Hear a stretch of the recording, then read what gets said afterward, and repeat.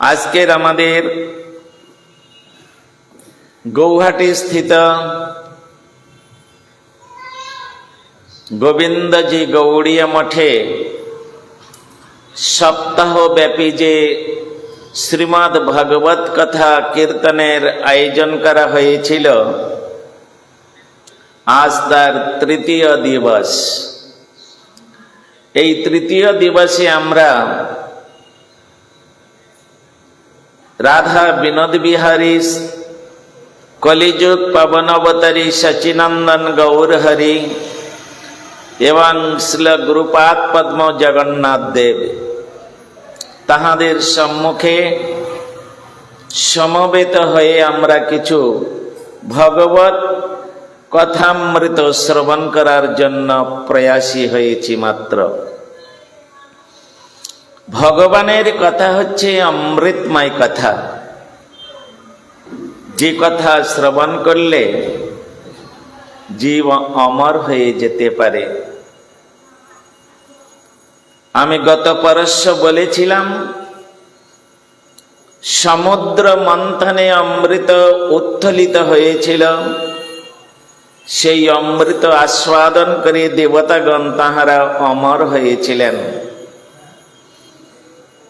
এই ভৌম জগতে যদি কোনো সাধক সাধিকা তাহারা এই ভগবত কথামৃত আস্বাদন করতে পারেন, তাহারাও অমর হয়ে যেতে পারেন। নারদ, ধ্রুব, প্রহ্লাদ সমস্ত মুনি ঋষিগণ তাহারা এই ভগবত কথা, ভগবত নামামৃত, ভগবানের কথামৃত গ্রহণ করে তারা আজও জগতে বরেণ্য হয়ে আছেন। এই জন্য শাস্ত্রে বলেছেন, মহাজনী মহাজন যে পথে করেছেন গমন, হয়েছেন প্রাতঃস্মরণীয়, সেই পদ লক্ষ্য করে স্বীয়কৃতি ধ্বজা ধরে আমরাও হব বরণীয়। জগতে যদি আমরা সম্মান লাভ করতে চাই, জগতে যদি বরেণ্য হতে চাই, তাহলে আমাদের ভগবানের চরণাশ্রয় করতে হবে। প্রবোধানন্দ সরস্বতীপাদ তিনি তার লেখনীর মধ্যে লিখছেন, সংসার সিন্ধু তরণে হৃদয়াং যদি স্বাদ, সংকীর্তনামৃত রসে রমতে মনশ্চেদ, প্রেমাম্বুধৌ বিহরণে যদি চিত্তবৃত্তি, চৈতন্য চন্দ্র চরণে শরণং প্রজাত। হে সাধক সাধিকাগণ, বলছেন তোমাদের এই যে ত্রিতাপ জ্বালাগ্রস্ত যে সংসার, এই ত্রিতাপ জ্বালাগ্রস্ত সংসার থেকে তুমি যদি মুক্তি লাভ করতে চাও, তাহলে তোমাকে কি করতে হবে? সংকীর্তনামৃত রসে রমতে মনশ্চেদ। সাধু সঙ্গে কৃষ্ণ নাম এই মাত্র চাই, সংসার জিনিতে আর কোন বস্তু নাই। এগাও এগাও মোর বৈষ্ণব গোসাই, করুণার জল সিঞ্চ তবে রক্ষা পাই। বৈষ্ণবের কৃপা ব্যতীত এই সংসারের যে জ্বালা যন্ত্রণা তাপ, এটাকে দূরীভূত করা কখনোই সম্ভব নয়। এই জন্য এখানে কি বললেন? সংসার সিন্ধু তরণে হৃদয়াং যদি স্বাদ। তুমি যদি এই দুস্তর সংসার রূপ সিন্ধু সমুদ্র, সংসার সমুদ্র, কিসের সমুদ্র? দুঃখ রূপী বিমাহক, এটা হচ্ছে দুঃখের সমুদ্র। মা, সংসারটা হচ্ছে দুঃখের কারাগার, এখানে শান্তি নাই। আমরা যতই শান্তি শান্তি করে ঘুরে বেড়াবো এই সংসারের মধ্যে, শান্তি তো পাবো না, তত দুঃখ এসে আমাদেরকে নিপীড়িত করবে। এই জন্য এটা সুখের জায়গা নয়। এটা শান্তি পাবার জায়গা নয়। সংসারটা হচ্ছে অসার বস্তু দিয়ে তৈরি। এখানে যা কিছু আছে সব অসার, কোনোদিন সার বস্তু নেই। সার তো একমাত্র এই মন্দিরে বসে আছে আমার গোবিন্দের পাদ পদ্ম। সেই পাদ পদ্মকে আশ্রয় করে, ঈশ্বরকে কেন্দ্রীভূত করে, গড সেন্টার করে যদি আমরা সংসারের মধ্যে বিচরণ করতে পারি, তাহলে একদিন না একদিন আমরা সেই গোবিন্দের পাদ পদ্ম লাভ করতে পারবো, শান্তি ফিরে পেতে পারবো। কেন? শাস্ত্র বলেছেন অমৃত আধার, অশোক অভয় অমৃত আধার, তোমার চরণ দয়, তাহাতে এখন বিশ্রাম লভিয়া ছাড়েন ভবের ভয়। ভগবানের পাদ পদ্ম হচ্ছে অমৃতের আধার, চরণ সুধা। গতকাল আমরা আলোচনা করেছিলাম, আমরা প্রত্যেকে ত্রিতাপ জ্বালায় দগ্ধীভূত। শ্রীল শুকদেব গোস্বামী পাদ পরীক্ষিত মহারাজকে শোনাচ্ছেন, হে পরীক্ষিত মহারাজ, এই সংসারটা হচ্ছে ত্রিতাপ জ্বালাগ্রস্ত। ত্রিতাপ জ্বালায় আমরা সকলেই জর্জরিত। এই তিনটে জ্বালাকে সংসারে দূরীভূত করার জন্য আমাদের কি করতে হবে? আমাদের ভগবত ভক্তের চরণের ধুলি আমাদের সর্বাঙ্গে লেপন করতে হবে। প্রহ্লাদ মহারাজ বলছেন, নৈশাং মতিস্তাবৎ উরুক্রমাঙ্ঘ্রিং পৃষত্ত অনর্থ অপগম যদর্থ মহীয়সাং পাদ রজ অভিষেকম নিষ্কিঞ্চনানাং নবৃণীতে যাবৎ। প্রহ্লাদ মহারাজ তাহার সহ পাঠকগণকে বলছেন, হে অসুর বালকগণ, তোমরা ভালো করে শোনো। আমি যেমন আমার পিতাকে ভয় পাই না, এই জগতে কোনো ব্যক্তিকে, কোনো বস্তুকে যেমন আমি ভয় পাই না, কেউ কোনোদিনই আমার কোনো ক্ষতি করতে পারে না, কারণ আমি গোবিন্দের ভুজ যুগলের দ্বারাই আমি সংরক্ষিত। গোবিন্দ আমায় সর্বদাই রক্ষা করে রাখে, কৃষ্ণ মারেকে, অর্থাৎ গোবিন্দের ভুজ যুগলের দ্বারা আমি নিরন্তর রক্ষিত, আমাকে কেউ কোনোদিন ক্ষতি করতে পারবে না। তোমরাও যদি এই প্রকার গোবিন্দের ভুজের দ্বারাই কোনোদিন সংরক্ষিত হতে পারো, তাহলে তোমাদেরও কেউ কিছু করতে পারবে না। বলে সেই গোবিন্দের ভুজ যুগলের দ্বারাই সংরক্ষিত হতে গেলে আমাকে কি করতে হবে? প্রহ্লাদ তখন বললেন, তৎপ্রয়াসন কর্তব্য যথা আয়ু ব্যয় পরম নো তথা বিন্দতে ছেমাং মুকুন্দ চরণাম্বুজম। হে ভাই সকল, এই সংসারটা তোমরা অসার বলে জানবে, এর মধ্যে কোনো সার বস্তু নাই, এটা অসার। আর সেই অসার খলু সংসার দুঃখ রূপী বিমাহক। এখানে এই সংসারকে আশ্রয় করে মানুষ মনে করছে আমরা সুখ শান্তি এই সংসারের মধ্যে পাবো, কিন্তু পরিণাম কি হয়? দুঃখের কালিমা গায়ে মেখে তারা চিরদিনই অশান্তি ভোগ করে, জ্বালা যন্ত্রণা ভোগ করে।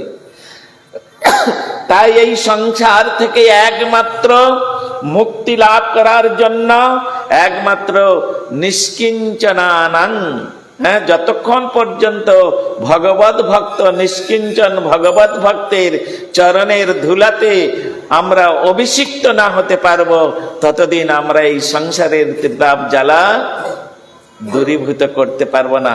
তাই প্রহ্লাদ মহারাজের কথা নিয়ে চৈতন্য চরিতামৃতকার শ্রীল কৃষ্ণদাস কবিরাজ গোস্বামী প্রভু বলেছেন, ভক্তপদ ধুলি আর ভক্তপদ জল,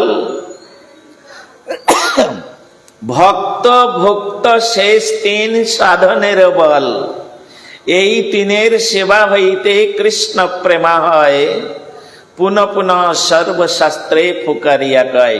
ভক্তের তিনটে বস্তুতে আমাদের অন্ধের মতো বিশ্বাস করে গ্রহণ করতে হবে। কি কি মা? গতকাল আমি বলেছি, ভক্তের চরণের ধুলি, ভক্তের অধরামৃত, আর ভক্তের চরণ ধৌত জল। এই তিনটেতে যদি আমরা অন্ধের মতো বিশ্বাস করি আর এটা আমরা গ্রহণ করতে পারি, তাহলে ওইতে ত্রিতাপ জ্বালা আছে। আধ্যাত্মিক, আদি ভৌতিক, আদি দৈবিক যে তাপ আছে, ধুলোর মতো উড়ে চলে যাবে বাবা। হ্যাঁ, বৈষ্ণবের চরণামৃত যদি গ্রহণ করেন, তাহলে আধ্যাত্মিক শরীরের যে তাপ আছে, শরীরের যে জ্বালা যন্ত্রণা ব্যাধি আছে, ওগুলো ধুলোর মতো উড়ে চলে যাবে ভক্তের চরণামৃত গ্রহণ করলে। ভক্তের চরণের ধুলি যদি সর্বাঙ্গে আমরা লেপন করতে পারি, ভক্তের চরণে যদি আমরা লুটিয়ে পড়তে পারি, তাহলে আদি দৈবিক যে তাপ আছে, দেবতা কর্তৃক যে সমস্ত তাপে আমরা জর্জরিত, তাকে বলা হয় আদি দৈবিক তাপ। তাহলে আধ্যাত্মিক হলো, আদি দৈবিক হলো, চরণামৃত হলো, চরণের ধুলি হলো। হ্যাঁ, এই দুটোর দ্বারাই দুটো তাপকে দূরীভূত করা সম্ভব। বাকি থাকলো একটা, সেটা হচ্ছে ভগবানের ভক্তের অধরামৃত। হ্যাঁ, ভক্ত ভুক্ত শেষ, ভক্ত ভোজন করেছেন, তারপরে যে অবশিষ্ট থাকে ওটা হচ্ছে মহামহাপ্রসাদ। ওটা গ্রহণ করলে কি হবে না, আমাদের বলছেন আধ্যাত্মিক তাপ চলে গেছে, আদি দৈবিক তাপ চলে গেছে, আদি ভৌতিক যে তাপ ওটা দূরীভূত হবে। তাহলে এই তিনটে বস্তু আমাদের সুন্দরভাবে গ্রহণ করতে হবে।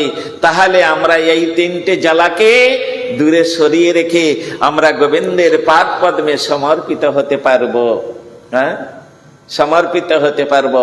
এই জন্যে শ্রীল শুকদেব গোস্বামী পাদ তিনি বলছেন, যদিচ্ছসি পরম জ্ঞানং জ্ঞানাত্তৎ পরমম পদম তদাদরেন রাজেন্দ্র কুরু গোবিন্দ কীর্তনম। হে মহারাজ, তুমি শশাগর ধরনের রাজা,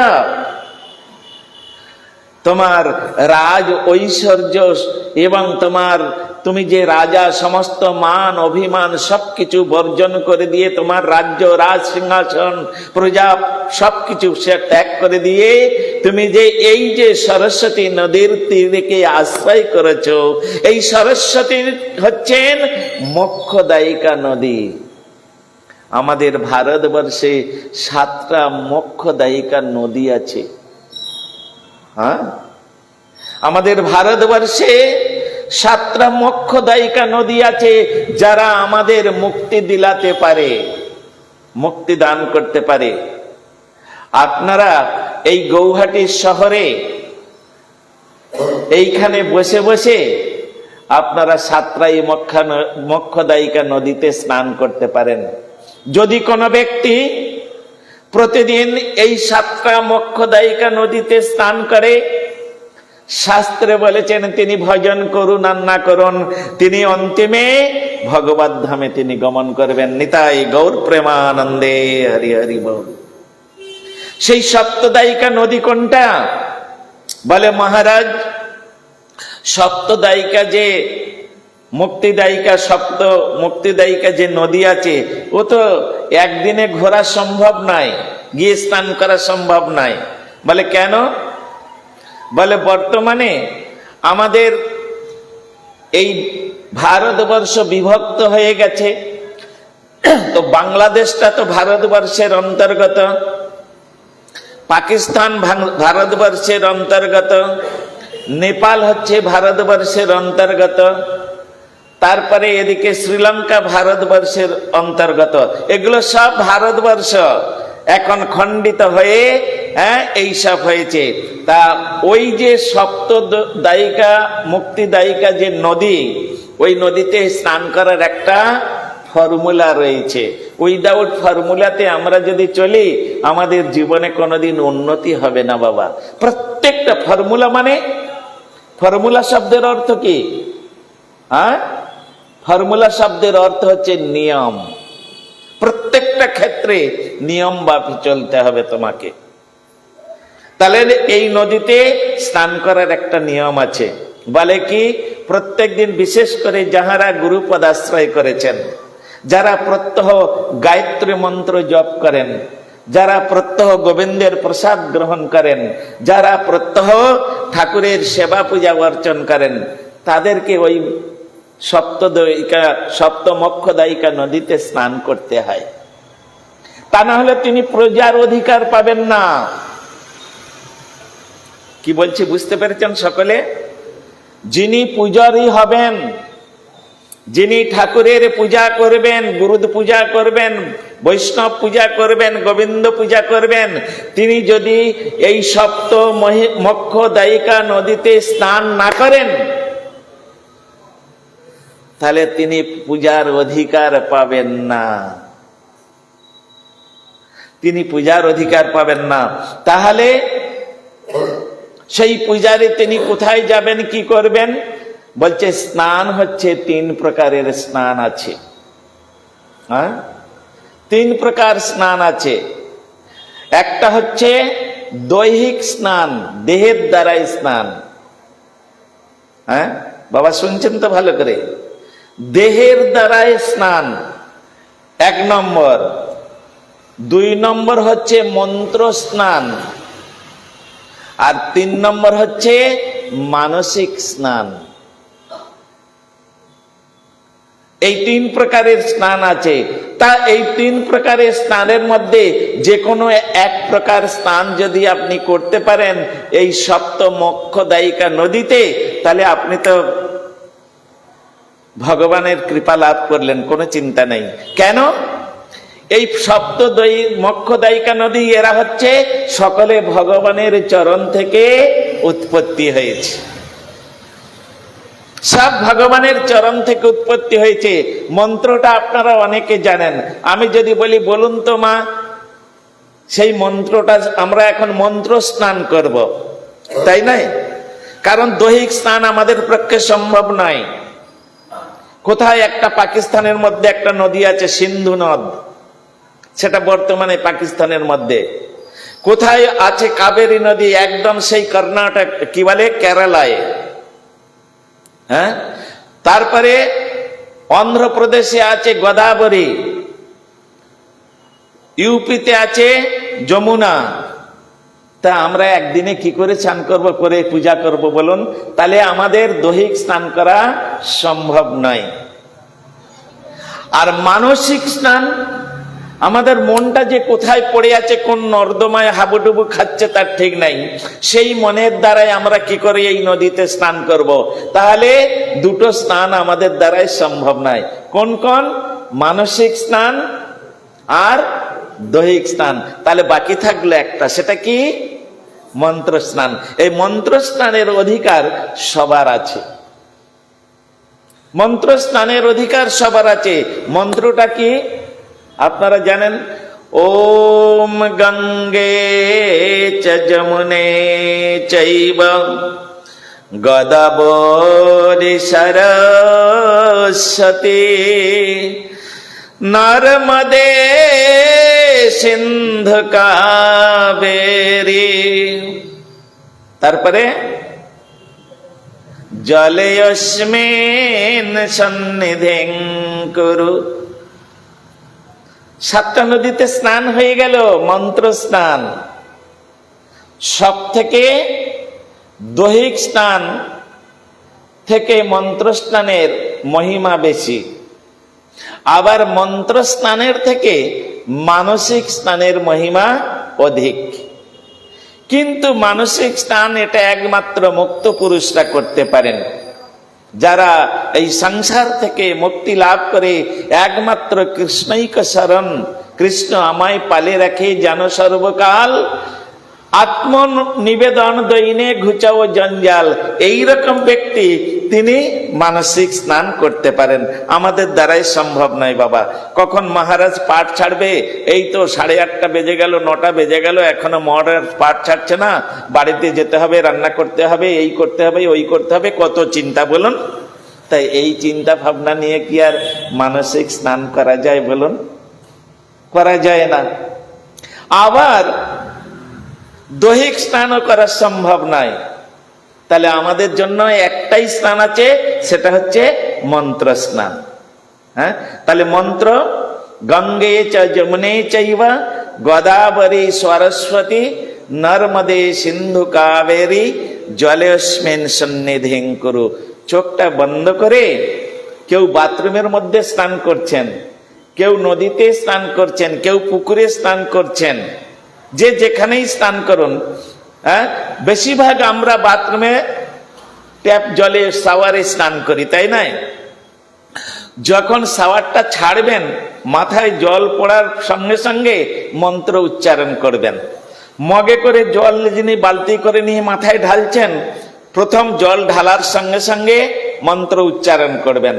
নদীতে নেমে স্নান করছেন, সেখানে মন্ত্র উচ্চারণ করতে করতে নদীতে ডুব দিবেন, পুকুরে ডুব দিবেন, এই মন্ত্রটা উচ্চারণ করে। তাহলে তিনি যেখানেই স্নান করুক না কেন, যে অবস্থায় থাকুক না কেন, তার সপ্ত মোক্ষদায়িকা নদীতে স্নানের ফল লাভ হবে। এই প্রকার যদি কেউ প্রত্যহ মন্ত্র স্নান করেন, তাহলে কি হবে? একদিন না একদিন ভগবানের পাদ পদ্মে তার গতি হবে। যেমন এই সপ্ত মোক্ষদায়িকা নদী, এরা বিষ্ণু পাদ পদ্ম থেকে, ভগবানের পাদ পদ্ম থেকে উপনীত হয়েছেন। তা এই এদের কাছে স্নান করে, এদের কাছে যদি আমরা প্রার্থনা করি, হে গঙ্গা, হে যমুনা, তোমরা আমাকে গোবিন্দের পাদ পদ্মে আশ্রয় দিয়ে দাও, আর তিনি একদিন না একদিন আমাদের কথা শুনে নিবে। বারবার প্রতিদিন যদি একবার করে বলতে থাকি, তাহলে শুনে নিবে। এই যে আমার এখানে দেখছেন তুলসী বৃক্ষ আছে, তাই না? তুলসী, এনার এক নাম হচ্ছে বৃন্দা দেবী, এনার এক নাম হচ্ছে বৃন্দা দেবী। বর্তমানে হচ্ছে কেশব ব্রত চলছে। গৌড়ীয় বৈষ্ণবগণের কাছে কেশব ব্রতের খুব মহিমা আছে। যাহারা কেশব ব্রত জীবনে পালন করেন, তাহলে কি হবে না, কেশব ব্রত পালন করলে ভগবান কেশব তিনি কি করবেন, তার উপরে প্রসন্ন হয়ে আর প্রচুর পরিমাণে তাকে কৃপা করবেন। কেশব ব্রতটা কি? কেশব ব্রত হচ্ছে বিশেষ করে বৃন্দা দেবীকে কেন্দ্র করে এই বৈশাখ মাসে বৃন্দাবতীকে জলধারা প্রদান করতে হয়। হ্যাঁ, দুই দিকে দুটো বাঁশ বেঁধে মাঝখানে একটা এরকম দিয়ে, আর মাঝখানে একটা মাটির ঘর দিয়ে, আর সুন্দর করে তার মধ্যে ফুটো করে, তার মধ্যে অগর, কুমকুম, চন্দন মিশ্রিত সুগন্ধিত পুষ্পের দ্বারা জল তার মধ্যে প্রতিদিন দিতে হয়। দিয়ে 4 বার পরিক্রমা করতে হয়। পরিক্রমা করে প্রণাম করে হাঁটু গেড়ে হাত জোড় করে বৃন্দা দেবীর কাছে প্রার্থনা করতে হবে। বৃন্দাষ্টকম যে 8টা শ্লোক আছে, গঙ্গেয় চাম্পেয় তড়েদে বেনেন্দে রচে প্রবাহ স্থাপিতাত্ম বৃন্দে বন্ধ করন্ধ দুতি দিব্য বাস বৃন্দে নমস্তে চরণার বৃন্দম। লাস্টে গিয়ে কি বলছেন? ভক্তা বিহীন অপরাধ লক্ষ্যে ক্ষিপ্তাশ্চ কামাদি তরঙ্গ মধ্যে কৃপাময়ী ত্বং শরণং প্রপন্না বৃন্দে নমস্তে চরণার বৃন্দম। একদম এন্ডে কি বলছেন? বৃন্দাষ্টকং য শৃণুয়াৎ পঠেদ বা বৃন্দাবনাধীশ পদাব্জ ভৃঙ্গ সপ্রাপ্য বৃন্দাবন নিত্যবাস তৎপ্রেম সেবাং লভতে কৃতার্থ। এইরকম ভাবে যিনি প্রত্যহ তুলসী স্থাপন করে, এইরকম রোপণ করে, আর প্রতিদিন যিনি এই 1 মাস যাবৎ কেশব ব্রত ওই তুলসীতে জলধারা প্রদান করবে, ঠিক ওইভাবে করে, যেমন তেমন জল নয়, তার মধ্যে একটু চন্দন দিতে হবে, একটু অগুরু দিতে হবে, একটু অগুরু, একটু কর্পূর দিলেন, জলটা সুগন্ধিত হয়ে গেল। তার মধ্যে 2টো সুগন্ধিত পুষ্প, যেমন সুগন্ধিত পুষ্প হচ্ছে বেলি, জুই, চামেলি, স্বর্ণচাপা, কাঁঠালি চাপা, এই সমস্ত ফুল যার মধ্যে সুগন্ধ আছে, গোলাপ, এই রকম সুগন্ধিত পুষ্প দিয়ে আর ঘটি একটা নতুন ঘটি নিয়ে তার মধ্যে সব এক জায়গায় করে আর বৃন্দাদেবীর সেই ঘটের উপরে দিবেন, দিয়ে লাস্ট অল্প একটু গোড়ায় দিয়ে দিবেন। কি মন্ত্র বলতে বলতে দিবেন? হ্যাঁ, গঙ্গে কি মন্ত্র দিবেন বলবেন? ওম গোবিন্দে বল্লভাং দেবীং ভক্ত চৈতন্যকারিণীম স্নাপয়ামি জগদ্ধাত্রীম কৃষ্ণ ভক্তি প্রদায়িনীম। তাহলে আমি যদি এইরকম প্রতিদিন জল দিই তাহলে তিনি আমাকে কি করে দেবেন? হ্যাঁ, কৃষ্ণ ভক্তি প্রদায়িনীম, তিনি আমাকে কৃষ্ণ ভক্তি প্রদান করবেন। এই রকম যদি প্রতিদিন 1 মাস কেউ করতে পারে তাহলে লাস্টে গিয়ে বলছেন, কি বললেন না, ইদং, এই যে অষ্টকং বৃন্দাষ্টকং, এটা যিনি এইরকম ভাবে পরিক্রমা করে প্রণাম করে আর পাঠ করবেন তো তিনি কি করবেন? বৃন্দাবনাধীশ পদাব্জ ভৃঙ্গ, বৃন্দাদেবী তাকে কৃপা করে বৃন্দাবনে নিয়ে গিয়ে রাধা গোবিন্দের যুগল চরণের ভৃঙ্গ রূপে এই রাধা গোবিন্দের পাদ পদ্মের মধু আস্বাদনের বা সেবার জন্য তিনি নিয়োজিত করবেন। বলো বৃন্দে মহারানী কি, তুলসী মহারানী কি, কেশব ব্রত কি, আজকের আনন্দ কি, একবার উলুধ্বনি নিতাই গৌর প্রেমানন্দে।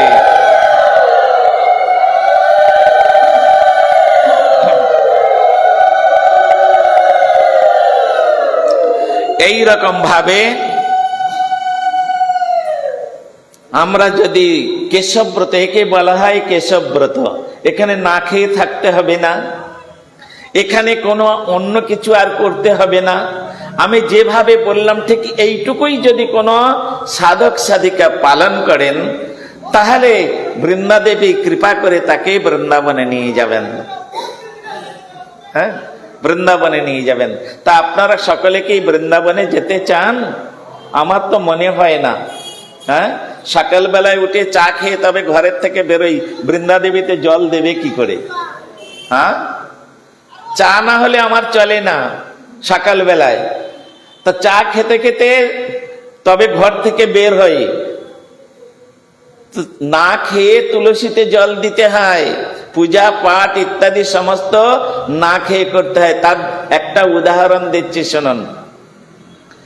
আপনারা কোনোদিন কেদার বদ্রী কেউ গিয়েছেন? কেদারনাথ, বদ্রীনাথ?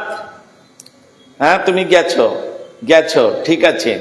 তো বর্তমানে কেদারনাথ থেকে বদ্রীনাথে যেতে হলে 380 কিলোমিটার রাস্তা অতিক্রম করে কেদারনাথ থেকে বদ্রীনাথে যেতে হয়। ভালো করে শুনুন, 380 কিলোমিটার রাস্তা প্রায় অতিক্রম করে তারপরে কেদারনাথ থেকে বদ্রীনাথে যেতে হয়। এইটা এই ত্রেতা যুগ থেকে শুরু হয়েছে, সত্য যুগে এরকম ছিল না। ওই কেদারনাথের মন্দির থেকে বদ্রীনাথের মন্দিরে যেতে মাত্র 5 কিলোমিটার রাস্তা ছিল। 5 কিলোমিটার রাস্তা ছিল। তাহলে এখন কেন এরকম হলো না, একটা পূজারী, সত্য যুগে একটি পূজারী তিনি আগে কেদারনাথ মন্দিরে পূজা করে দিয়ে তারপর তিনি ওই 5 কিলো রাস্তা পাহাড়ি রাস্তায় হেঁটে এসে বদ্রীনাথ মন্দিরে পূজা করে তারপরে তিনি জলস গ্রহণ করতেন। যখন সত্যযুগ পার হয়ে গেল, ত্রেতা যুগ আসলো, তখন ওই পূজারী যে ছিলেন তার মধ্যে একটু কষ্টকর ব্যাপার হয়ে গেল। হ্যাঁ, ওই বদ্রীনাথ কেদারনাথ মন্দিরে পূজা করে 5 কিলোমিটার রাস্তায় এসে আর তারপরে বদ্রীনাথে পূজা করে তার জল খেতে খেতে অনেক সময় অতীত হয়ে যেতে লাগলো। তার ভীষণ কষ্ট হচ্ছে। এখন কষ্ট হতে তিনি কি করলেন, কেদারনাথ মন্দিরে পূজা করে আর তিনি একটু কিছু খেয়ে নিলেন। খেয়ে নিয়ে তারপর ওই 5 কিলোমিটার রাস্তা অতিক্রম করে এসে বদ্রীনাথে পূজা করতে লাগলেন। যখন এই রকম পূজারীর মধ্যে একটা অনাচার রোষ সৃষ্টি করলেন, তিনি একটু রাগান্বিত হলেন। আর রাগান্বিত হয়ে তিনি কি করলেন, তখন ওই বদ্রীনাথ তিনি পাহাড় রূপে কি করলেন, ওইখানেতে যেই রাস্তা 5 কিলোমিটার রাস্তা ছিল, ওই রাস্তায় এমন উঁচু হয়ে পাহাড় রূপে সেখানে দাঁড়িয়ে গেলেন যে ওই পাহাড় টপকানো কারোর পক্ষে আর সম্ভব নাই, কারোর পক্ষে সম্ভব নয়। কেন?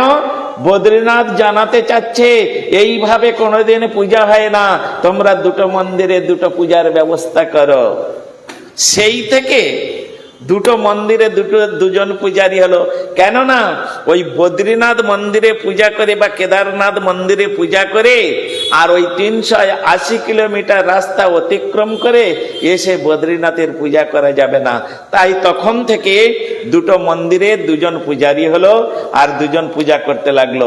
আর ওই পূজারীদের অন্যায় আচরণের জন্য আজকের আমাদের সেই কষ্ট ভোগ করতে হচ্ছে, যেখানে 5 কিলোমিটার রাস্তা অতিক্রম করলে আমরা বদ্রীনাথ থেকে কেদারনাথে যেতে পারতাম, সেই রাস্তাটা এখন 380 কিলোমিটার রাস্তা, 280 না 380 কিলোমিটার রাস্তা ঘুরে তবে বদ্রীনাথ দর্শন করতে হচ্ছে। তাহলে দেখুন, আপনারা যদি খেয়ে দিয়ে পূজা করেন তাহলে কি অবস্থা হবে বলুন?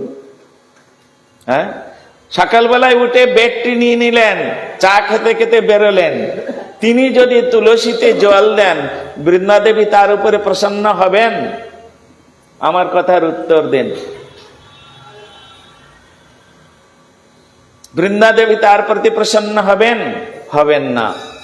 তাহলে বলছেন এই যে বৃন্দাষ্টকং যঃ শৃণুয়াৎ পঠেদ বা, এই যে বৃন্দার অষ্টক, এটা কেউ শ্রবণ করলেও ফল পাবে, কীর্তন করলেও, পাঠ করলেও ফল পাবে। হ্যাঁ, যিনি কেউ যদি পাঠ করছেন আর তার পাশে বসে কেউ যদি শোনে, বাবা জল দিয়ে তিনি শোনেন, তিনি হয়তো জানেন না, স্তবটা তার মুখস্থ নেই, সে হয়তো বলতে পারছে না, কিন্তু তিনি যদি শোনেন, দুজনে উভয় হেতু সমং পুণ্য ভাবগ্রাহী জনার্দনম। হ্যাঁ, দুজনের সমান ফল পাবেন। তাহলে বৃন্দাষ্টকং যঃ শৃণুয়াৎ পঠেদ বা, শ্রবণ করো বা পাঠ করো। বৃন্দাবনাধীশ পদাব্জ ভৃঙ্গ। হ্যাঁ, বৃন্দাবনাধীশ কে? গোবিন্দ, কৃষ্ণচন্দ্র, রাধা গোবিন্দ। সেই রাধা গোবিন্দের পাদ পদ্ম তিনি লাভ করবেন। পদাব্জ ভৃঙ্গ, হ্যাঁ, পদাব্জ মানে পদ পদ্ম, পাদ পদ্মের ভৃঙ্গ মানে ভ্রমর হয়ে আর কি করবেন? শ্রীনিবাস পঠিদা পদাব্জ ভৃঙ্গ সপ্রাপ্য বৃন্দাবন নিত্যবাস। সে যখন শরীর ছেড়ে দেবে, এইরকম ভাবে করতে করতে যখন শরীর ত্যাগ করবে, তখন যখন তার মৃত্যু এসে উপস্থিত হবে, এই পঞ্চভৌতিক শরীরটাতে এইখানে পড়ে থাকবে, আর ভজন উচিত একটা শরীর নিয়ে তিনি বৃন্দাবনে গিয়ে কি করবেন? বৃন্দাবনাধীশ পদাব্জ ভৃঙ্গ সপ্রাপ্য বৃন্দাবন নিত্যবাস তৎপ্রেম সেবাং লভতে কৃতার্থ নিতাই গৌর প্রেমানন্দে। সেই রাধা গোবিন্দের প্রেম সেবা তিনি লাভ করতে পারবেন। একে বলা হয়, কি বলা হয়? একে কি বললাম? কি বলা হয়? দেখলেন তো, কারোর মুখে কোনো উত্তর নাই। কি বলা হয়? কেশব ব্রত। হ্যাঁ, আর বিশেষ করে গৌড়ীয় সাধক সাধিকাদের এই কেশব ব্রত একটা বিশেষ ব্রত। যেমন আমরা দামোদর ব্রত করি, যেমন এই সামনে আসছে আমাদের পুরুষোত্তম ব্রত। দামোদর ব্রতের থেকে পুরুষোত্তম ব্রতের মহিমা আরো অনেক। বলে কেন?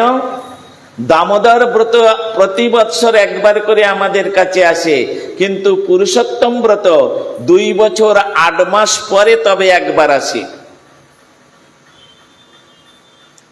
এটা মনে করবেন।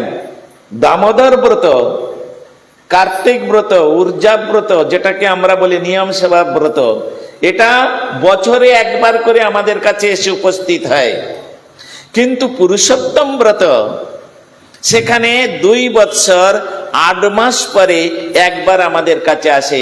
সেই জন্য ওই যে দামোদর ব্রত থেকে এই পুরুষোত্তম ব্রতের মহিমা আরো শাস্ত্রে বিশেষভাবে সেখানে কীর্তন করেছেন। আমাদের সেইভাবে এগুলো ব্রত। আমি গতকাল বলেছিলাম ব্রত মানে কি? ব্রত মানে তপস্যা।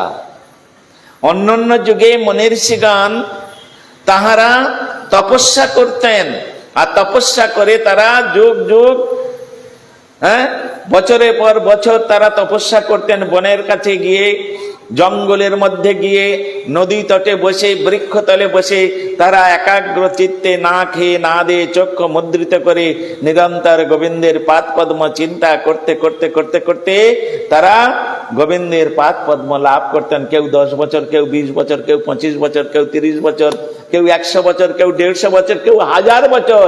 হিরণ্যকশিপু ব্রহ্মার তপস্যা করে 10,000 বছর তপস্যা করে তবে তাকে দর্শন পেয়েছিলেন।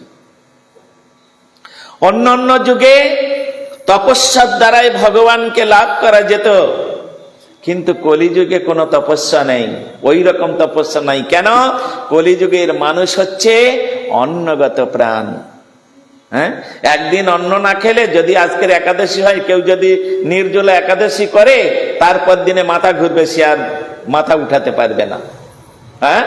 আর তখন চোখ বলবে আমি আর দেখতে পাচ্ছি না, কান বলবে আমি শুনতে পাচ্ছি না, মুখ বলছে আমি কথা বলতে পারছি না, হাত বলছে আমি কিছু করতে পারছি না, পা বলবে আমি চলতে পারছি না। এই তো আমাদের কলিযুগের মানুষের অবস্থা। সেই জন্য মহাপ্রভু এসে করুণার বশবতী, এই জন্য মহাপ্রভু মহাবদান্য, তিনি আমাদের এই কলিযুগের অবস্থা, জীবের অবস্থা চিন্তা ভাবনা করে বললেন তোমাদের ওই রকম ভাবে করতে হবে না, তোমরা অনুকল্প স্থান মাত্র, নিরন্ন প্রসাদ পাত্র, বৈষ্ণবকে জানিহ না, তোমরা একটু অনুকল্প করো। আমাদের মায়েরা, আমাদের বাবারা, বিশেষ করে মঠবাসী প্রভুরা অনুকল্পকে কিরকম জানেন তো? 1 কিলো দুধের ছানা কেটে খেয়ে নিল, গোটা 10 কলা খেয়ে নিল, আর তারপরে কি কি যে খাবে, সারাদিন খালি খাই আর খাই আর খাই, এই আরম্ভ করে দিল। একাদশী তো খেতে বলেছে, এই জন্য একবার গোগ্রাসে চালিয়ে দিলাম, যত খুশি। জীবের লালসা যেই ইতিউতি ধায়, কৃষ্ণদর পরায়ণ কৃষ্ণ নাহি পায়। মহাপ্রভু অনুকল্প স্থান মাত্র, সামান্য, যতটুকু না নিলে নয়। নিয়ে তুমি আজকের একাদশীর দিন, উপবাসের দিন, শুধু একাদশী নয়, নৃসিংহ চতুর্দশী, জন্মাষ্টমী, গৌর পূর্ণিমা, এইসব ব্রতের দিনে তুমি প্রতিদিন 1 লক্ষ নাম করো। এটাই তোমার ভজন, এটাই তোমার তপস্যা। অল্প একটু কিছু গ্রহণ করে দিয়ে আর তুমি ভগবানের সামনে বসে বসে তুমি 1 লক্ষ নাম জপ করো। গুরু বৈষ্ণবের কিছু সেবা করো, সামান্য সেবা করে আর তুমি এই ব্রত পালন করো। এই ব্রত করা মানে কলিযুগের এটা হচ্ছে তপস্যা। একাদশীটা হচ্ছে তপস্যা, নৃসিংহ চতুর্দশী, বলদেব পূর্ণিমা, কৃষ্ণের জন্মাষ্টমী, মহাপ্রভুর পূর্ণিমা, যে কি বলে গৌর পূর্ণিমা, এগুলো পালন করা মানে, এগুলো উপবাস করা মানে, এগুলো তপস্যা। তো কলিযুগের মানুষ আমরা তো এমনি তপস্যা করলে তো বনে তো যেতে পারবো না, আর গাছতলায় গিয়ে বসে থাকতে পারবো না। কারণ বর্তমানে যা হচ্ছে কি, সমস্ত ছাগল কুকুর, এই বাঘ সিংহের অত্যাচার। আমরা যদি গিয়ে ওখানে বসি, তাহলে দুপিয়ে বাঘ, দুপিয়ে সিংহ এসে আমাদের ছিঁড়ে খাবে। কোন সাধিকা যদি গিয়ে বসে, কি দুপিয়ে সিংহ, এখন 4 পেয়ে সিংহ নাই, এখন বেশিরভাগ আমাদের সবাই সমাজে 2 পা যুক্ত সিংহ, 2 পা যুক্ত বাঘ, এরা আমাদেরকে ছিঁড়ে খাবে। তা সুতরাং বাবা, তোমাদের বনে টনে যাওয়ার দরকার নাই, তোমরা ঘরে থাকো। মহাপ্রভু বলেন ঘরে থাকো, গৃহে থাকো, বনে থাকো। এই তো আমরা সব জানি তো, সব জানি তো। গৃহে থাকো, বনে থাকো, সদা হরি বলে ডাকো, এইখানে বসে ভজন করো। এইটাই তোমার ভজনস্থলী। তোমার গৃহটা তুমি ভজনস্থলী করো, গৃহটা তুমি মন্দির বানাও, গৃহটা তুমি ঠাকুরঘর বানাও, এটা কৃষ্ণের সংসার বানাও। ছাগল কুকুরের সংসার করো না, পশুর সংসার করো না, কৃষ্ণের সংসার করো। বলেছে না, কৃষ্ণের সংসার করো, ছাড়ি অনাচার। তাহলে এখানে বলছেন একমাত্র কৃষ্ণের সংসার করো। কৃষ্ণের সংসার করলে কি হবে? হ্যাঁ, জীবে দয়া নামে রুচি সর্বধর্মসার, এটা হচ্ছে সব থেকে শ্রেষ্ঠ। কিন্তু আমরা তো কৃষ্ণের সংসার করতে পারছি না, এটাই হচ্ছে আমাদের দুর্বলতা। যেখানে ভগবানের একটা, যে সংসারে আসন নাই, যে সংসারে ভগবানের কোনো অন্ন ভোগ লাগে না, নিজেদের জন্য রান্না হয়, ঠাকুরের জন্য রান্না হয় না, সেটা তো কৃষ্ণের সংসার বলা হবে না মা, সেটা কৃষ্ণের সংসার বলা হবে না। গড সেন্টার, ঈশ্বরকে কেন্দ্রীভূত এই করে যদি আমরা সংসার করতে পারি, তাহলে অচিরিতে পাবে তুমি কৃষ্ণ পদে প্রেমধান। ঠিক সুখদেব গোস্বামী পাদ পরীক্ষিত মহারাজকে এই কথাটা বুঝাতে চাচ্ছেন। পরীক্ষিত মহারাজকে দিয়ে তিনি আমাদের বুঝাচ্ছেন। বলে কেন? পরীক্ষিত মহারাজকে বুঝানোর কোনো প্রয়োজন নাই। কেন? পরীক্ষিত মহারাজের আরেকটি নাম আছে জানেন আপনারা? দেখি কে বলতে পারে বলুন তো, তাকে আমি কালকের একটা চকলেট খাওয়াবো, যে বলতে পারবে। তো এখন পরীক্ষিত মহারাজের আরেকটি নাম আছে, নাম তার বিষ্ণুরাত। হ্যাঁ, বিষ্ণুরাত। কেন? বিষ্ণুর দ্বারাই সংরক্ষিত, বিষ্ণুর চক্রের দ্বারাই সংরক্ষিত। এই পরীক্ষিত মহারাজ যখন উত্তরার গর্ভে ছিলেন, হ্যাঁ, তিনি তখন গর্ভের মধ্যে রয়েছেন, আর তখন কুরুক্ষেত্রের যুদ্ধ হচ্ছে। আর কুরুক্ষেত্রের যুদ্ধ হচ্ছে, তখন চিন্তা করলেন এই পঞ্চ পাণ্ডবকে তো মারতে পারছি না, তার থেকে এক কাজ করা যাক, এই পঞ্চ পাণ্ডব যখন মরবে তাদের কুলে কেউ যেন জল দিতে, বাতি দিতে না থাকে, তাই সমূলে বিনাশ করো। এই বলে তিনি ব্রহ্মাস্ত্র নিক্ষেপ করেছিলেন এই উত্তরার গর্ভকে, ওই গর্ভস্থ সন্তানকে নষ্ট করার জন্য। ভগবান কি করলেন? যখন অশ্বত্থামা ওই ব্রহ্মাস্ত্র নিক্ষেপ করলেন, ভগবান তার সুদর্শন চক্রকে পাঠিয়ে দিল, যাও তুমি এই ব্রহ্মাস্ত্রকে নিরস্ত করে তুমি ওই সন্তানকে রক্ষা করো, কারণ ও হচ্ছে আমার পরম প্রিয় ভক্ত, আর ওর দ্বারাই আমি জগতে অনেক কাজ করাবো। হ্যাঁ, তাই দেখুন আজকের পরীক্ষিত মহারাজ যদি না থাকতেন, তাহলে এত সুন্দর ভগবত কথা আমরা শোনার সুযোগ পেতাম না। আজকের তিনি নানা প্রকারে নানা রকম অভিনয় করে, নানা রকম ভাবে তিনি ঋষিদের শাপ গ্রহণ করলেন। করার পরে তিনি সমস্ত কিছু পরিত্যাগ করে দিয়ে আর সরস্বতী নদীর তীরে গিয়ে একাগ্র চিত্তে তিনি সুখদেব গোস্বামী পাদের মুখে এই ভগবত কথা শ্রবণ করলেন। আর তিনি শ্রবণ করেছিলেন বলে সেখানে 60,000 ঋষিগণ ছিলেন, 33 কোটি দেবতা বৃন্দ ছিলেন, যক্ষ রক্ষ কিন্নর গন্ধর্ব আদি ছিলেন, সকলেই সেখানে ছিলেন। তারা সকলে এই ভগবত কথা শুনেছিলেন, আর শুনে তারপরে ধীরে ধীরে ধীরে ধীরে ওটা আজ সমস্ত পৃথিবীতে এই ভগবত কথা, এমনকি স্বর্গেও সেখানে সুধর্ম সভা আছে, সেইখানেও এই ভগবানের কথা আলোচনা হয়। নরকে, নরকে মানে যমভবনে, যমভবনে তিনি তো দ্বাদশ মহাজনের একজন যমরাজ, তিনিও সেখানে সুধর্ম সভা আছে, সেখানেও সব বৈষ্ণবগণ গিয়ে স্বয়ং যম মহারাজকে কেন্দ্র করে সেখানে ওই ভগবত কথা আলোচনা হচ্ছে। হ্যাঁ, তা পরীক্ষিত মহারাজ যদি না আসতেন, তিনি যদি বেঁচে না থাকতেন, আর এই প্রকার সুখদেব গোস্বামী পাদ তাকে যদি এই ভগবত কথা না শোনাতেন, তাহলে আমরা কোথায় পেতাম? হ্যাঁ, এত সুন্দর মধুর মধুর মেত মঙ্গল মঙ্গলানম সকল নিগম বল্লী সৎফলম চিৎ স্বরূপম সক্রিদপি পরিকৃতং শ্রদ্ধয়া হেলয়বা ভৃগুবর নরমাত্রং তারয়েত কৃষ্ণ নাম।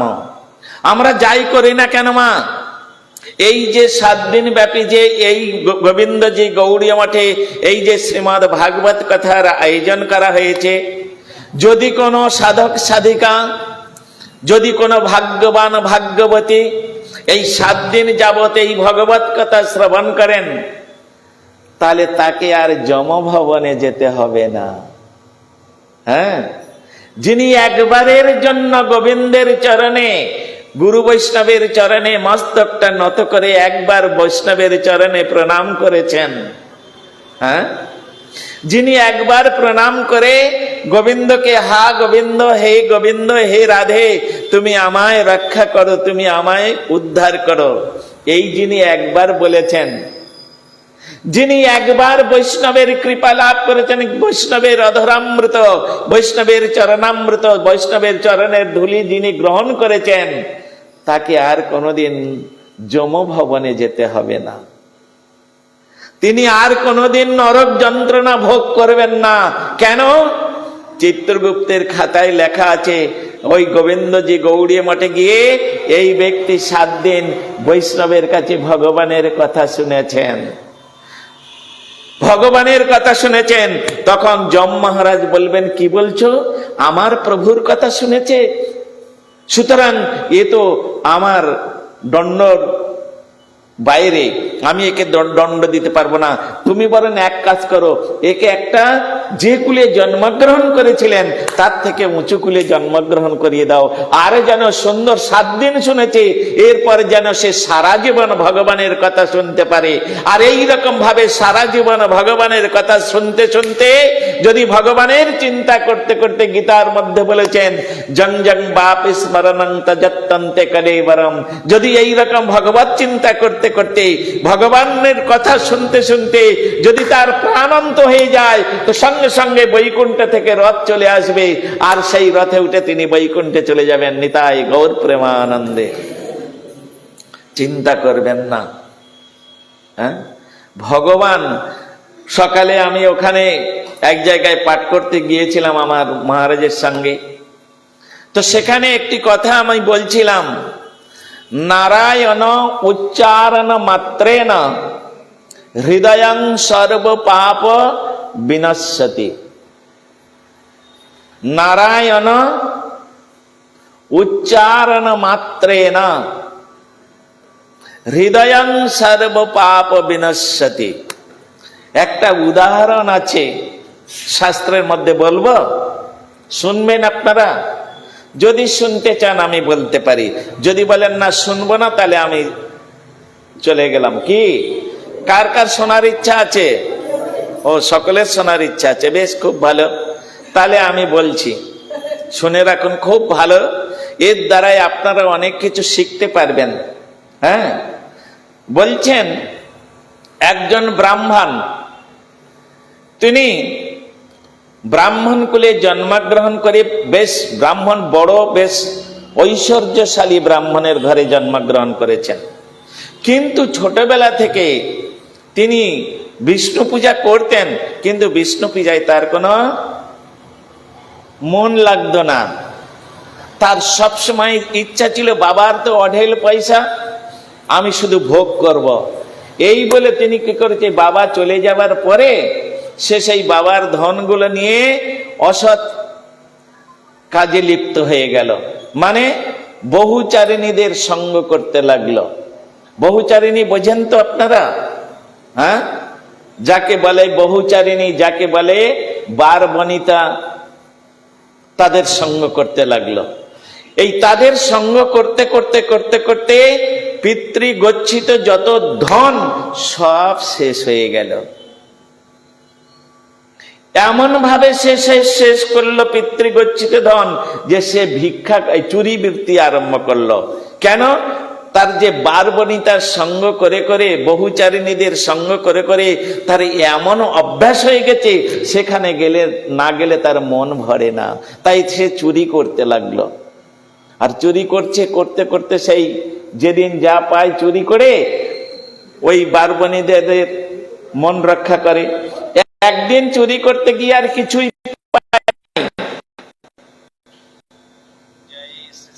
একদিন চুরি করতে গিয়ে আর কিছু পায় নাই। যখন কিছু পেল না, তখন একটা গৃহস্থের বাড়ি থেকে একটা বেশ দেখলো সুন্দর একটা ফুল গাছে গোলাপ ফুল ফুটেছে, বলে রোজ তো অনেক কিছু করে নিয়ে যাই চুরিদারি করে, আজকের যখন কিছু পেলাম না তাহলে এই গোলাপ ফুলটাই নিয়ে যাই, কারণ মেয়েদের প্রপোজ করে ছেলেরা গোলাপ ফুল দিয়ে, তাই নয়? হ্যাঁ, কি করে না? এগুলো আমি টিভির মধ্যে দেখেছি, হ্যাঁ, ডাইরেক্ট কোনোদিন দেখি নাই, তবে শুনেছি। তো এখন ওই ব্রাহ্মণ পুত্র তিনি চিন্তা করলেন আজকের আমি বহুচারিণীদের এই ফুলটা দিয়ে আমি তাদেরকে প্রসন্ন করব। এখন ওই যে বারবনিতার বাড়িতে যেতেন, ওই যে বহুচারিণীর বাড়িতে যেতেন, যেতে গেলে একটা নদী পার হয়ে যেতে হতো, আর নদীর মধ্যে একটা বাঁশের পুল ছিল, একটা বাঁশ এরকম এপার থেকে ওপারে দেওয়া আছে, আর একটা বাঁশ ধরার জন্য আছে, মাঝখানে গেলে এরকম হেলতো দুলতো কোন রকম ভাবে কষ্ট করে এপার থেকে ওপারে যেতে হতো। এখন এইরকম ভাবে ও কি করেছে, সেদিন সেই ফুলটা নিয়েছে, নিয়ে সকালবেলায় যাচ্ছে সেই বারবনিতার বাড়ি, কিন্তু দৈবক্রমে ওই মাঝখানে যখন গিয়েছে সে নিজের ব্যালেন্স রাখতে পারছে না, তাই হয়তো সে পড়ে যাবে, হয় ফুলটা ধরে থাকলে সে পড়ে যাবে, আর তা না হলে ফুলটাকে ছেড়ে দিতে হবে।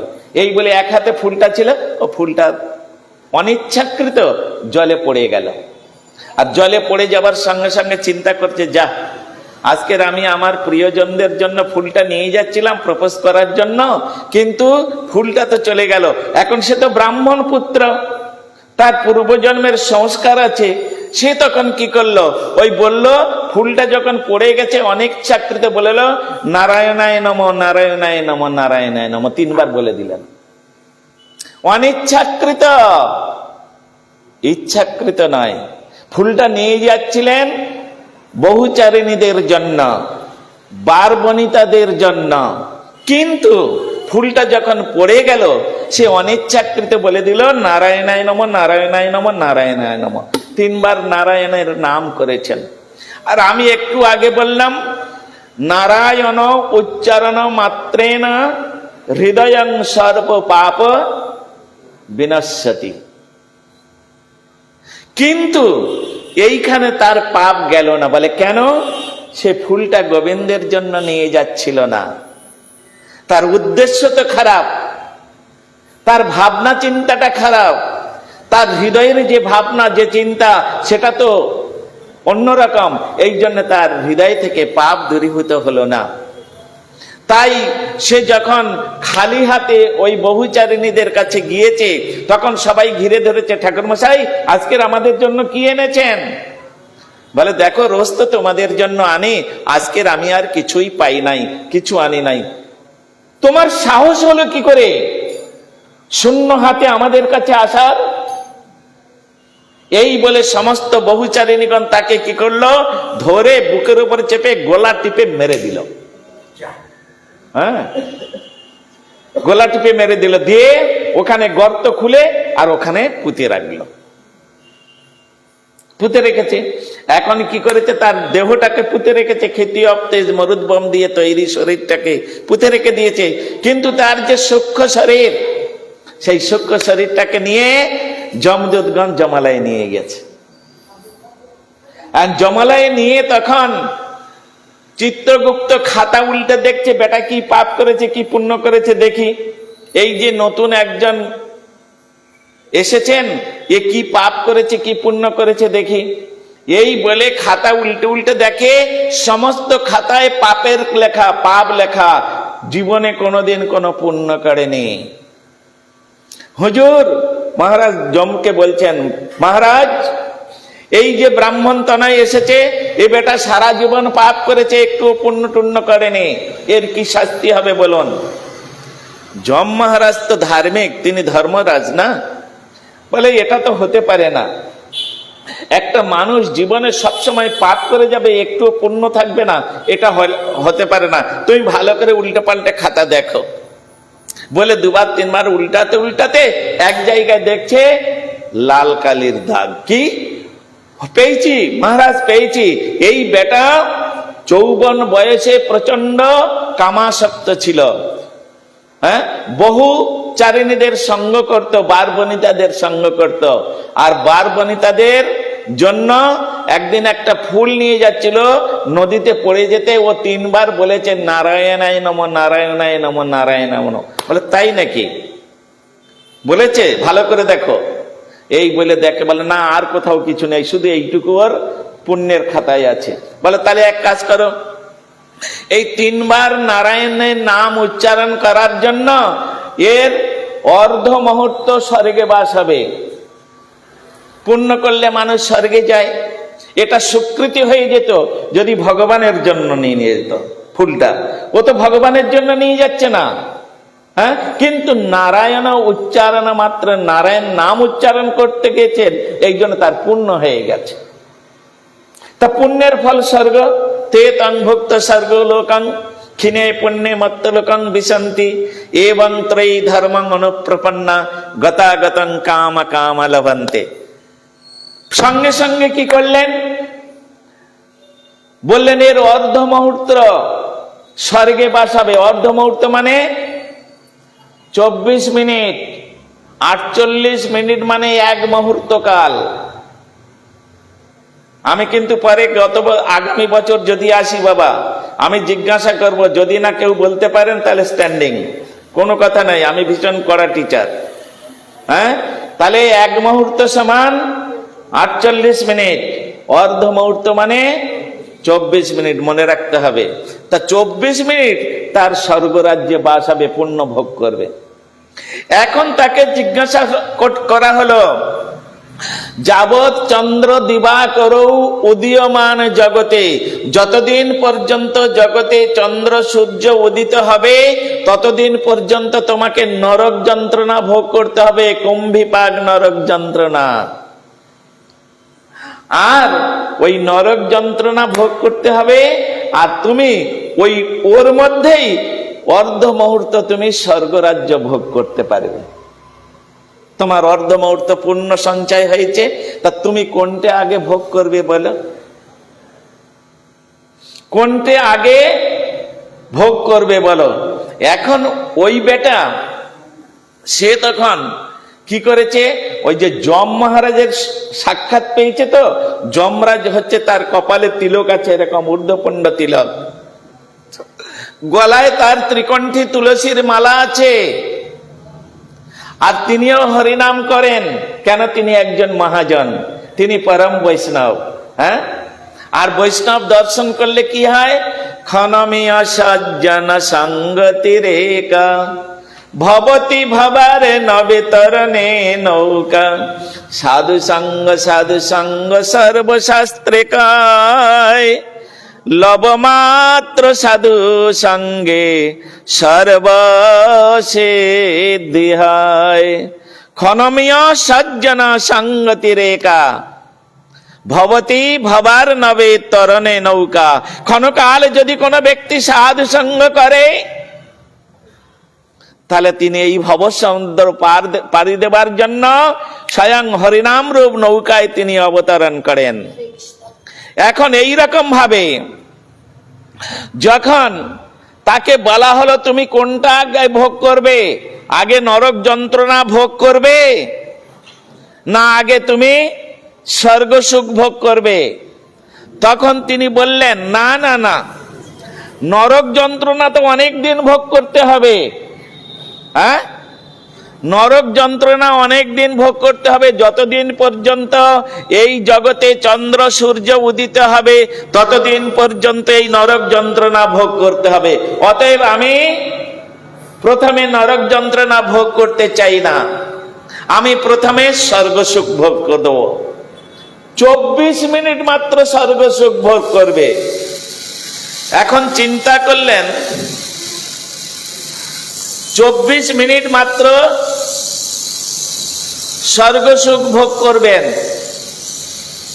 এখন সে চিন্তা করল, যদি আমি এই 24 মিনিটে আমি কি করব না, একবার একটা ফুল নারায়ণায় নমঃ নারায়ণায় নমঃ নারায়ণায় নমঃ বলে যদি আমার 24 মিনিট স্বর্গ সুখ ভোগ হয়, হ্যাঁ, তাহলে না জানি যদি ঝুড়িখানেক গোলাপ আমি গোবিন্দের চরণে যদি দিতে পারতাম, তাহলে না জানি আমি কতদিন স্বর্গরাজ্যে বাস করতে পারতাম।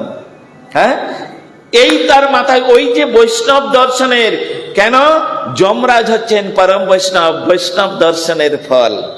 তার হৃদয়ের মধ্যে তোলপাড় শুরু হয়ে গেছে, তাইতে আগে চেয়ে নিয়েছে আমি আগে স্বর্গে যাব, দেখি আমার ওই নরক যন্ত্রণাটা আমি পাল্টে ফেলতে পারি কিনা।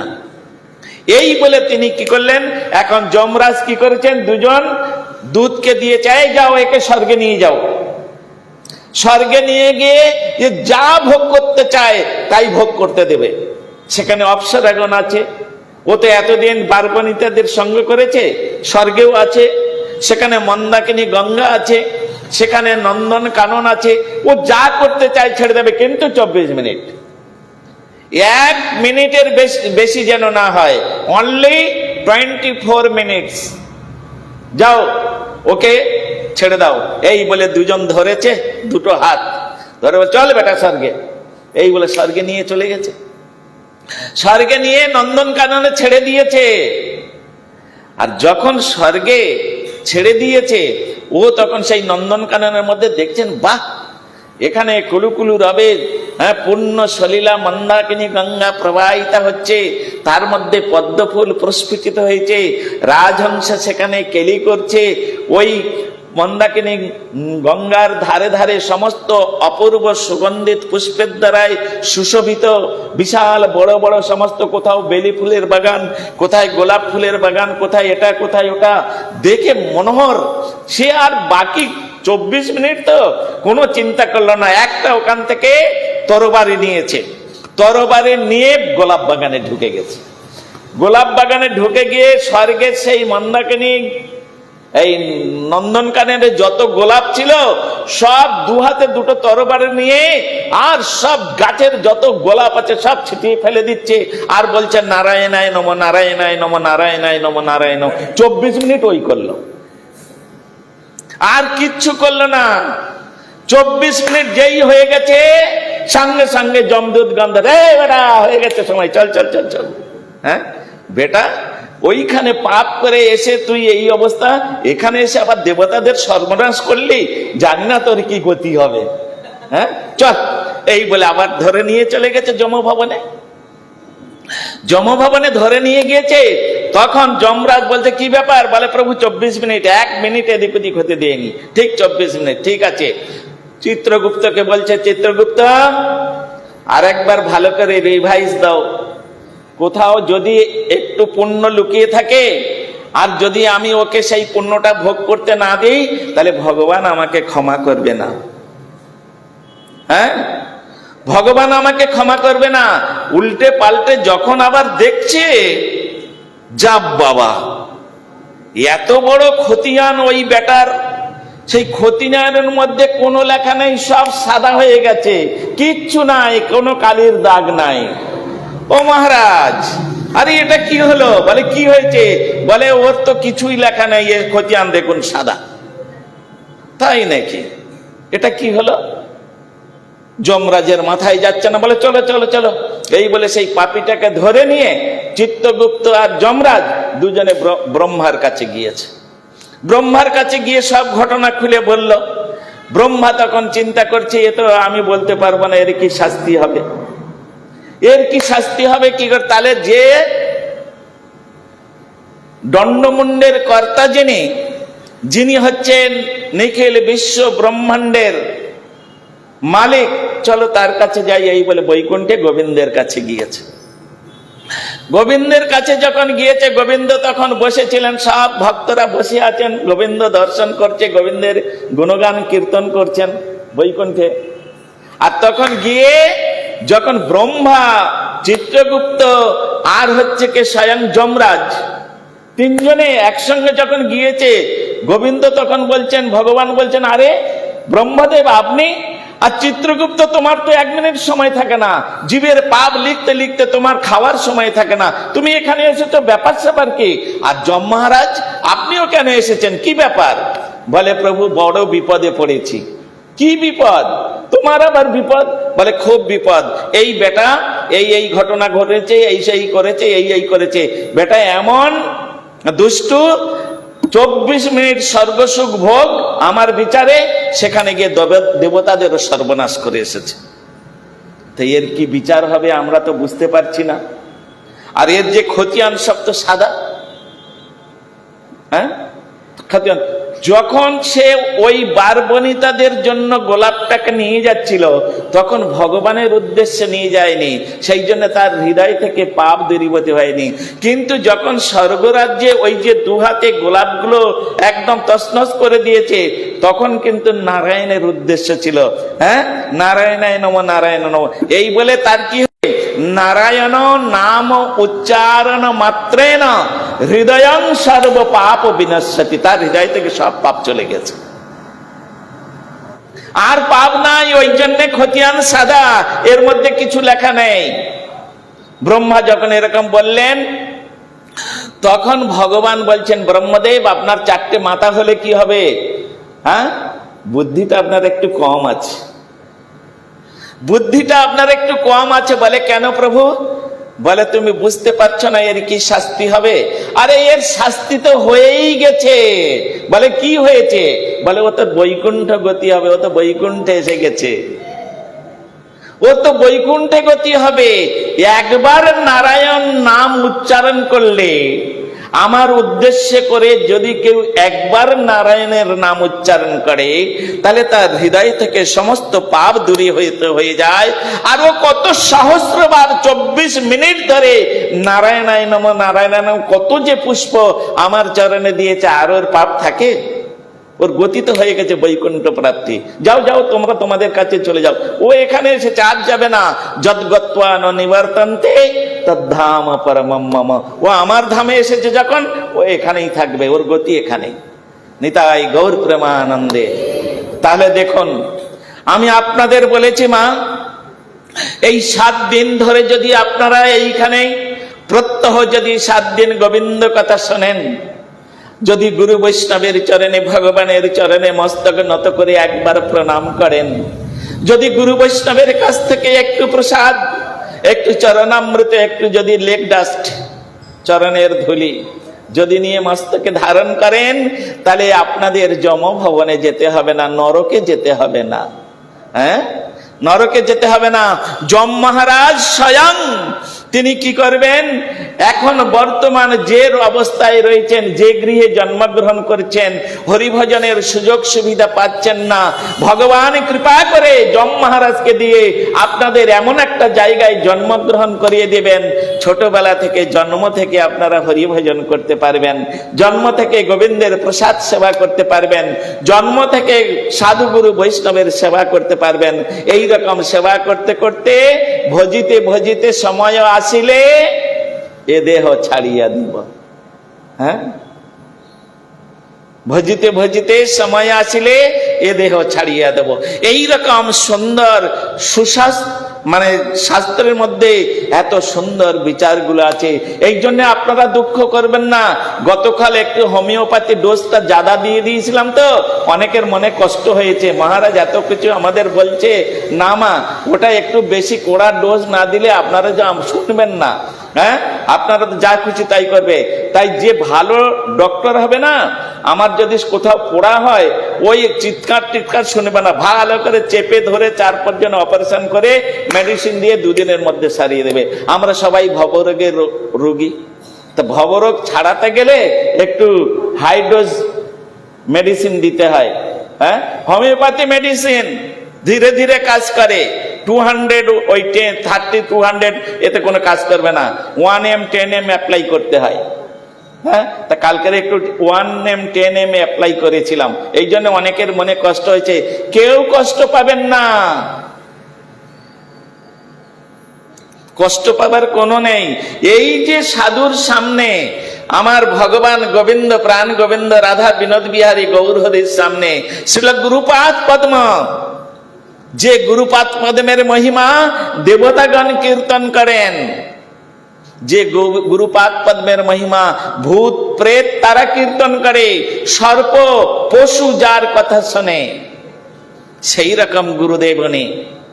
হ্যাঁ, সেই গুরুদেবের সামনে বসে আপনারা গোবিন্দের কথা শুনছেন। আর যদি গোবিন্দের কথা শুনে নরকে যেতে হয়, তাহলে স্বর্গে যাবে কে? সুতরাং আপনারা যে এই যে গোবিন্দের কথা শুনছেন বসে, আপনাদের কোনোদিন জমের কাছে গিয়ে ওই নরক দর্শন করতে হবে না, নরকে যেতে হবে না। এটা আমি আপনাদেরকে বলে রাখলাম। হ্যাঁ, গোবিন্দের কথা 7 দিন শুনে নরক দর্শন করতে হবে না, নরকে যেতে হবে না। কোন ব্যক্তি যদি সারা জীবন এইরকম গোবিন্দের কথা শুনে, কোন ব্যক্তি যদি এইরকম মাসের পর মাস, বছরের পর বছর যদি গোবিন্দ কথা শোনে, তাহলে তো তিনি আর যমভবনে যাবেন না, তিনি তো যাবেন সোজা বৈকুণ্ঠে গোবিন্দের কাছে। হ্যাঁ, গীতার মধ্যে বললেন না, নো তদ ভাসয়তে সূর্য নো চন্দ্র দিবা পাবক। যেখানে এই জগতের সূর্য আলো প্রদান করে না, এই জগতের চন্দ্র যেখানে আলো প্রদান করে না, সেটাই হচ্ছে আমার ধাম। হে অর্জুন, তুমি যদি কোন প্রকারে কোনোভাবে কারোর চরণ ধরে, কোনো বৈষ্ণবের চরণ ধরে একবার যদি আমার ধামে চলে যাও, আর তোমাকে এখানে ফিরে আসতে হবে না। যদ্গত্বা ন নিবর্তন্তে তদ্ধাম পরমম মম, সেটাই হচ্ছে আমার ধাম। ঠিক এই রকম সুন্দর সুন্দর কথা আমাদের শ্রীল পরীক্ষিত মহারাজ, তিনি শুকদেব গোস্বামীপাদ, তিনি পরীক্ষিত মহারাজকে শোনাচ্ছেন। আর যতই তিনি শুনছেন গোবিন্দের কথা, তার হৃদয়টা আনন্দে নৃত্য করছে। ও, আমি ঋষির গলায় মৃত স্বরূপ প্রদান করেছি ঠিকই, ঋষি আমাকে অভিশাপ দিয়েছে 7 দিনের মধ্যে তক্ষক দংশনে আমার মৃত্যু হবে, এটাও ঠিকই। কিন্তু আমি এখন বুঝতে পেরেছি যে আমি আমার এই অপবিত্র শরীর, যে শরীরের দ্বারাই আমি বৈষ্ণবের নিন্দা করেছি, যে শরীরের দ্বারাই আমি বৈষ্ণবকে অপমান করেছি, এই শরীরটা যত তাড়াতাড়ি চলে যায় তত তাড়াতাড়ি ভালো। যত তাড়াতাড়ি চলে যায় তত তাড়াতাড়ি ভালো। আর একটি নতুন শরীর আমি গ্রহণ করে আমি নিত্যকাল গুরু বৈষ্ণব ভগবানের সেবা করব। হে তক্ষক, হে ঋষি, তুমি আমার প্রতি কত করুণাময়, তোমাকে লাখো লাখো ধন্যবাদ, তোমাকে লাখো লাখো শুকরিয়া। তুমি আমার প্রতি এত করুণাময়, আমি বৈষ্ণবকে অপমান করে আমি অমার্জনীয় অপরাধ করেছি, এটা আমি জানি। কিন্তু তুমি যে করুণাময় বৈষ্ণব ঠাকুর, দয়ার সাগর, এদাসে করুণা করি দিয়া পদ ছায়া শোধ হে আমারে তোমার চরণ ধরি। হে বৈষ্ণব ঠাকুর, তুমি যে পর দুঃখে দুঃখী, তুমি যে পর সুখে সুখী, এখানে তার প্রমাণ। হে বৈষ্ণব ঠাকুর, আমি আজকের প্রমাণ পেয়েছি তোমাদের মধ্যে পর দুঃখে কতটা তুমি যে দুঃখী হও। তাই আমি যে বৈষ্ণব অপরাধ করে আমি যে নরকে পতিত হতাম, তুমি আমাকে অভিশাপ দিয়ে আমাকে সচেতন করে দিলে। তুমি শীঘ্রই তোমার আসন্ন মৃত্যুর, সুতরাং তুমি ব্যবস্থা নাও যাতে করে তুমি গোবিন্দ ভজন করবে বলে এই জগতে এসেছিলে, তুমি গোবিন্দ ভজন করতে পারো।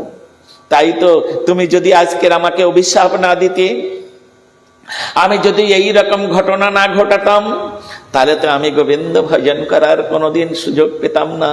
আর আমার মৃত্যু সময় 60,000 ঋষি বৈষ্ণব এসে উপস্থিত হয়েছে।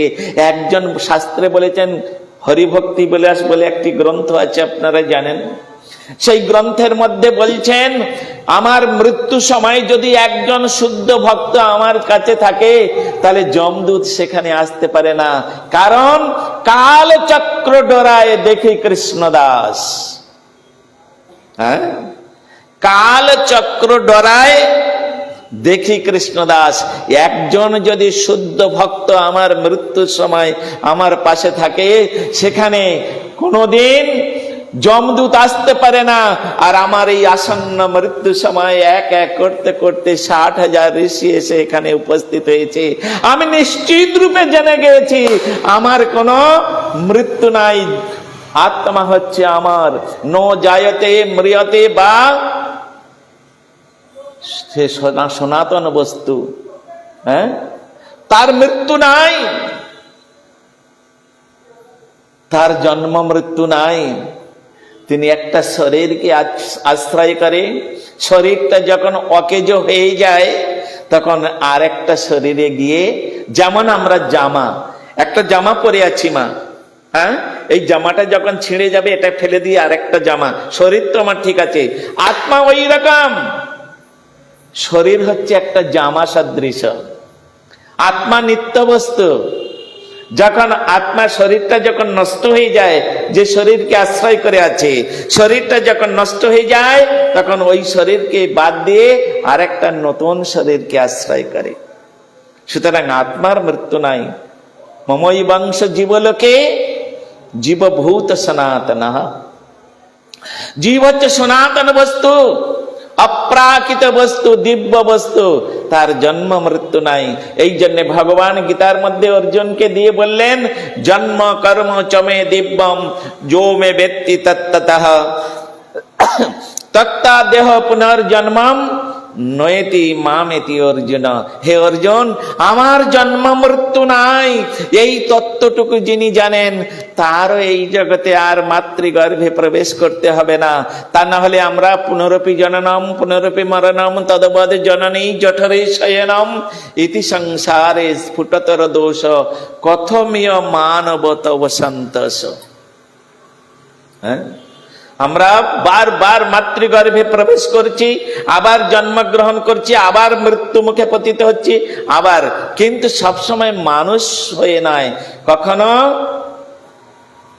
মানুষ রূপে, কখনো পশু রূপে, কখনো কীট পতঙ্গ রূপে, কখনো দেব শরীর রূপে আমরা মাতৃগর্ভে জন্মগ্রহণ করি। হ্যাঁ, কিন্তু মানুষের পর মানুষ যদি হতে চাই, আর সাধন ভজন হয় একমাত্র মনুষ্য জন্মে। দেবতাগণ যদি কোনোদিন ভগবানকে সাধন ভজন করতে হয়, তাদের নরনারী রূপ ধারণ করে এই ভারতবর্ষে আসতে হয়। কারণ ভারতবর্ষ হচ্ছে ঋষিদের পদাঙ্কপুত ভূমি, ভারতবর্ষ হচ্ছে ঋষিদের চরণ ধুলিতে অভিষিক্ত ভূমি। সেই ভারত ভূমিতে মনুষ্য জন্ম হইল যার, জনম সার্থক করি কর পর উপকার। অর্থাৎ এই ভারত ভূমিতে মনুষ্য জন্ম লাভ করে যদি সে ভগবানের ভজন না করে, তার জন্ম অধপথে গেল।